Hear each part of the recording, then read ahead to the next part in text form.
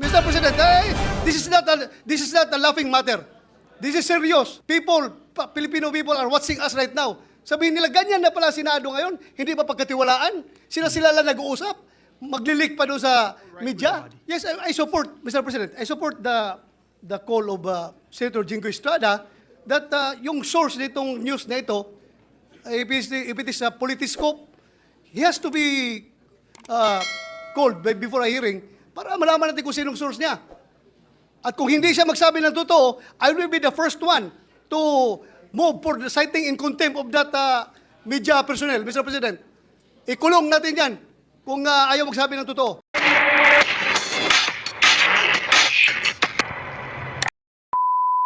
Mr. President, yesterday we had an all senators caucus and we discussed lengthily the budget of the Republic of the Philippines. And just before we entered this august chamber, much to my dismay and much to our dismay, there was a news report that identified 8 or 9 senators, and there were names on that list.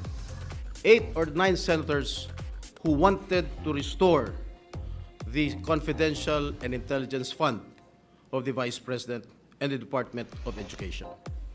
And I wish to tell the people of the Philippines that there was no votation that happened yesterday with regard to the intelligence fund of the Vice President and the Department of Education. In fact, we had an executive session. And I do not know who of our colleagues who scooped or leaked our conversation to this media outlet. I have been a senator here for more than 10 years. And this is the first time that I encountered a scoop or a leakage. I do not know. I do not want to name names. This is a violation of our rules. And the majority floor leader will expound it later. Mr. President, we discussed lengthily for almost 2 hours the schedule, etc., of the budget of the Republic of the Philippines. We never touched or we never voted with regard to all the intelligence fund or confidential fund. In fact, we agreed unanimously to remove all the confidential and intelligence fund, not only that of the Office of the Vice President, including not only that of the Department of Education, but all security or civilian agencies na merong confidential and intelligence fund. Mr. President, nawala. I will just read.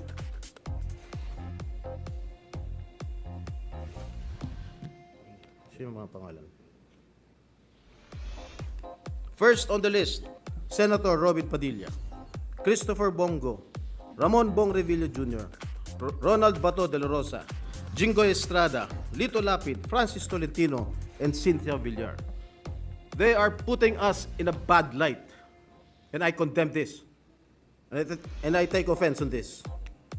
Nakalagay pa, Senator Pia Cayetano is said to be supportive of reinstating Duterte's confidential funds if she can justify the need for them.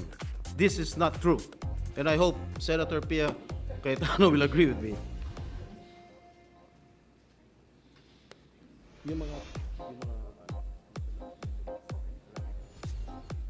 Just for a while, Mr. President, hinahanap pa ni Senator Robin yung mga nakasulat.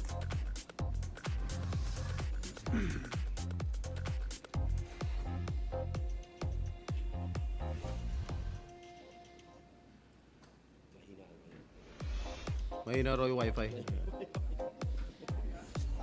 Ano ba tayo dito? Converge, PLDT, Secretary, DICT. Nako. Mr. President. Please proceed. Thank you, Mr. President.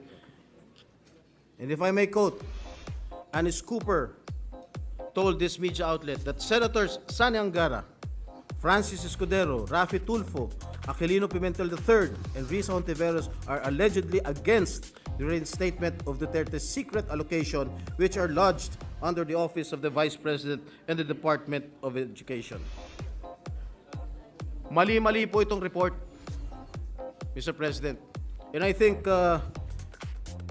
Senator Angara must not be included in this list. And among the offices, Duterte's allocation was part of the 1.2 billion in confidential funds that the House realigned to agencies focused on the West Philippine Sea. Mr. President, tumayo po ako dito dahil masamang-masama po ang loob ko. I really felt insulted. And I think my other colleagues here also felt the same way, Mr. President. And Mr. President, I stand before you and I want to make this recommendation, maybe to talk to this media outlet or to summon this media outlet and ask them who among us violated our rules, who among us leaked what transpired in our executive session yesterday. That's all, Mr. President. Thank you, Senator Jinggoy. Before I recognize the other members, may I just like to put on record, I too am very disappointed. I have been a senator for 4 plus 6, 10 plus 2, 12 years, and a member of Congress for 9 years. And when we say executive session, we are bound by rules of both the House of Representatives and when I was in the House of Representatives and rules of the Senate when I was elected as a senator. Before I recognize the majority floor leader on the repercussions of violating that rules, I would just like to put on record as well that we had a healthy discussion. There was no voting that took place. There was a healthy discussion on how we will treat this budget, particularly on the confidential and intelligence funds. It's not fair to say that one group was for this and one group was for that because in the end, tama po sinabi ni Senator Estrada, we were unanimous in the committee report that the good gentleman from Aurora will be presenting today. We are in full support of his committee report. Now, I am very alarmed. As a matter of fact, that's why we were late. I usually try to start at 3 p.m. We had a meeting with the leadership, Senator Joel Villanueva and Senator Lauren Legarda. We met because of the implications of leakages during executive session. The executive department and very sensitive agencies of government may no longer divulge information to the executive session if they know somebody might leak it. Before we ask our colleague to react, Senator Estrada, may we ask the majority floor leader, what are the rules, particularly in executive session? Yes, Mr. President. So we are all clear. Thank you very much. Mr. President, first of all, let me state and put into the records that I'm aghast of what happened, Mr. President. Whether this is leak or pure chismis, the fact that it came out, Mr. President, and it appears blow by blow, and unfortunately, Mr. President, the figures, the numbers, even the names that were mentioned were disoriented, Mr. President. I would just like to put into the record of this chamber, Mr. President, what our rules say about executive session. What's this? Rule on section 126 of our rules, Mr. President. Mr. President, Section 129 of our rules, Mr. President, it states here, and I quote, any senator who violates the provisions contained in the preceding section may, by a 2/3 vote of all the senators, be expelled from the Senate.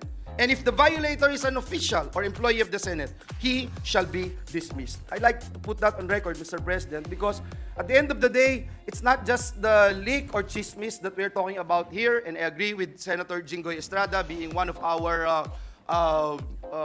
veteran senator here in the Senate, Mr. President. It's more of the sanctity. It's more of the sanctity of the executive session. We continue to perform our duties and responsibilities here in the Senate. During committee hearings of Senator Bato, he would call for executive session. Paano tayong pagtitiwalaan ng mga nasa executive? Paano tayong pagtitiwalaan ng taong bayan kung ang ating executive session ay nangyayari po yung mga ganitong pangyayari, Mr. President? And so again, Mr. President, let me May I add, Majority Floor Leader, Section 28, the preceding section is very important. The President, as well as the senators and officials and employees of the Senate, shall absolutely refrain from divulging any of the confidential matters taken up by the Senate, and all proceedings which might have taken place in the Senate in connection with the said matters shall be likewise considered as strictly confidential until the Senate, by 2/3 vote of all its members, decides to lift the ban of secrecy. Thank So you, ganun Mr. katindi yung Very rules clear. natin. Very clear, Mr. President. Crystal clear, Mr. President. Mr. President, Senator Jinggoy is seeking the floor. Move that Yes, to be Senator recognized. Estrada. Thank you, Mr. President. I would like to associate myself with the comments made by the Majority Leader. Kahit chismis yan or gossip yan, walang problema sa akin yan. Ang problema, bakit o paano lumabas sa isang media outlet yung mga nag-transpire sa ating usapin kahapon. Yes. That is, for me, that is the most important thing. Thank you, Mr. President. Thank you very much. Senator, the Minority Floor Leader. Senator Bato de la Rosa is seeking the floor. Maybe we can Mr. give the President. Minority Floor Leader first if you don't mind, Senator. Yes, De La Mr. Rosa. President. The Minority Leader, Mr. Thank you, President. Mr. President. Ako nga, ngayon ko lang po nabasa, disappointed nga ako sa report eh. Kasi nasabi doon na against ako sa restoration ng CF ng Office of the Vice President. Tama yun, pero kulang. Kasi kahapon ako sinasabi ko, tanggalin din ang intelligence fund ng Office of the President. So kulang yung report, ipakidagdag sa report. Kasi the Office of the President is is a civilian office, not an armed agency, and not a uniformed agency. So kulang po, pakidagdag na lang. You are not violating the rules because you're divulging your own position. Yes. So, yes, Senator Bato de la Rosa is recognized. Mr. President, it is very unfortunate that this kind of incident happened within our midst. Number one, Mr. President, it creates distrust from among us 24 senators. Ibig sabihin, the next time around that we are going to have our caucus or executive session, hindi na ako basta-basta magsasalita. Baka mamaya, meron na naman maglilik sa media. So pangit po, 24 lang tayo dito na senador at hindi pa natin mapagkatiwalaan ang isa't isa natin, Mr. President. Number two, it tarnished the image of the Senate. 24 lang tayong hinalal ng buong Pilipinas at hindi pa natin mapagkatiwalaan ang isa sa atin na pwedeng nag-leak. If indeed, it was leaked by any member of the Senate. Kung ang nag-leak naman nun ay empleyado na nandoon sa loob, well, as a police officer, former police officer, Mr. President, I can vividly recall kung sinong nandoon sa loob. Dalawang staff ni Senator Angara.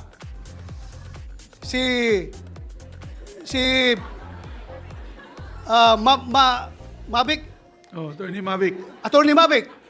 At may isang kasama si Attorney Mavic na babae. So, apat silang nalaman ko na nandoon sa loob. Magprangkahan tayo dito. Dapat, we have to made into account yung tao na responsable dito. Hindi lang na magsisend tayo ng stern warning sa kanila. Kundi, the damage has been done. Lumabas na yung balita niya, nasira na kung sinong dapat masira. But I don't care kung masira ang reputasyon ko. Ang sa akin lang, ma-preserve yung ating reputasyon sa Senate. Hindi po maganda yung hindi tayo magkakatiwalaan dito. 24 lang tayo, Mr. President. And the waiter staff, huwag mo kalimutan yung mga staff sa likod. Yung mga waiter din, yung nandun din Isama sila. natin sa investigasyon Isama niyo, natin Mr. sila. President. So what if the chamber wishes, I can ask Senator Nancy Binay, who is the chairperson of the Committee on Ethics, to look into this closely, if it is all right with the body. Yes, I support, Mr. President, I support the call of Senator Jinggoy Estrada that yung source nitong news na ito, if it is a politiscope, he has to be called before a hearing para malaman natin kung sinong source niya. At kung hindi siya magsabi ng totoo, I will be the first one to move for the citing in contempt of that media personnel, Mr. President. Ikulong natin yan kung ayaw magsabi ng totoo. Mr. President, this is not a laughing matter. This is serious. Filipino people are watching us right now. Sabihin nila, ganyan na pala Senado ngayon, hindi pa pagkatiwalaan. Sila lang nag-uusap, maglilik pa doon sa media. It's very dangerous, Mr. President. Very dangerous. Masyadong akong dismayado. Thank you, Mr. President. We agree with the gentleman from Davao, and that's why after these proceedings, I will ask Senator Nancy Binay, Chair of the Committee on Ethics, to investigate the matter. Yes, Mr. President. After Senator, yes. Mr. President. May I move that the Senate Committee on Ethics conduct a hearing and invite the source of the news, Mr. President, so that everything will be cleared out.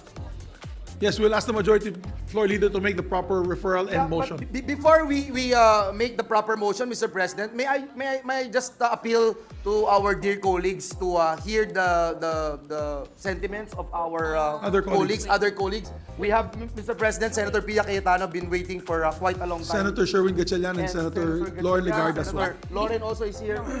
Mr. President, if I may, with the permission of my colleagues, may I request that we discuss this in caucus now, because by saying what is true or untrue in the reported publication online, we are speaking about the executive session. And let me just remind the body of Section 129 of the Rules of the Senate. It is not even a matter of whether it's published online or hard copy. The mere divulging the executive session minutes or any part of it who violates all the provisions in the executive session contained in the preceding sections by 2/3 vote may be expelled from the Senate. It is a very serious violation, Mr. President, by a senator or an officer or a staff in Rule, what is this? 129.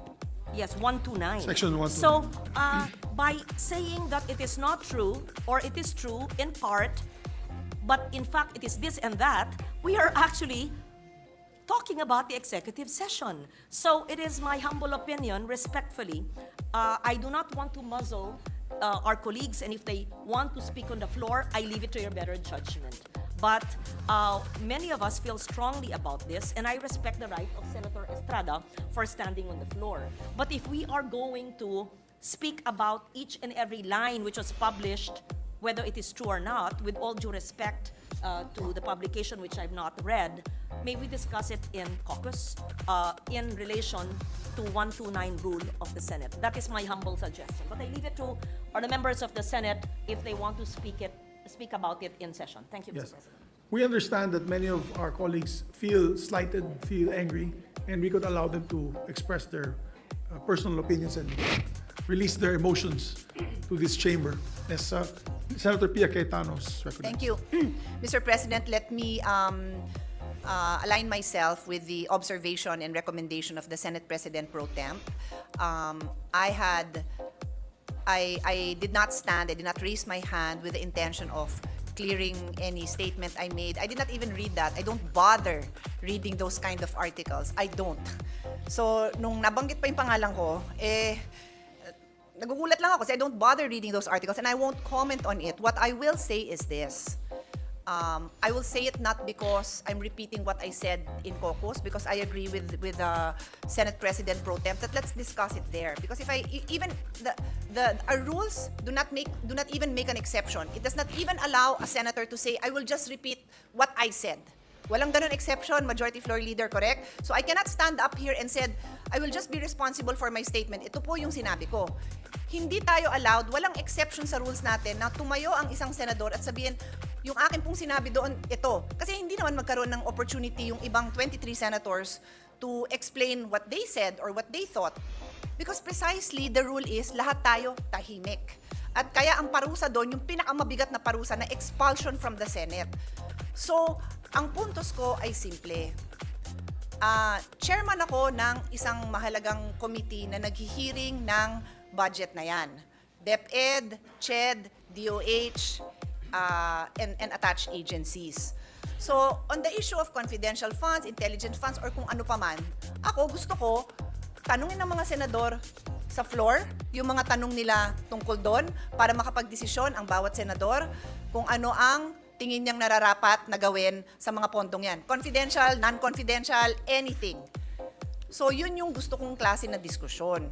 So, kung nagkaroon tayo ng executive session na napag-usapan man ng ganon, hindi nga dapat lumalabas yon kasi nga, ang mga subcommittee chairman na katulad ko ay magre-recommend sa chairman na si Senator Angara kung ano dapat gawin sa mga pondong yon.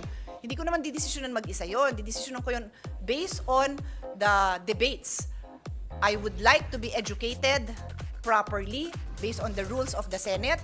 Gusto ko marinig yung posisyon ng Minority Floor Leader, ng Deputy Minority Floor Leader, ng Senate President, ng Senate President Pro Temp, ng mga baguhan na Senator. Gusto ko marinig lahat yon. Anong paniwala nyo tungkol dito sa mga iba-ibang pondo and what will we do about it? Tapos, iharap natin sa taong bayan kung ano desisyon natin. So kaya nga, and I'm explaining this because the students, the young people, the old people who will now care to comment, bakit ba may executive session? Bakit ba kayo nagsisikreto? Wala naman kaming balak isikreto, ilalabas nga yun.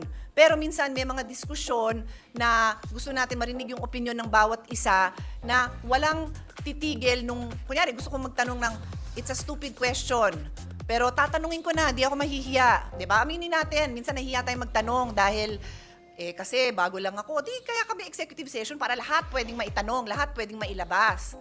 Kaya dapat sikreto yun.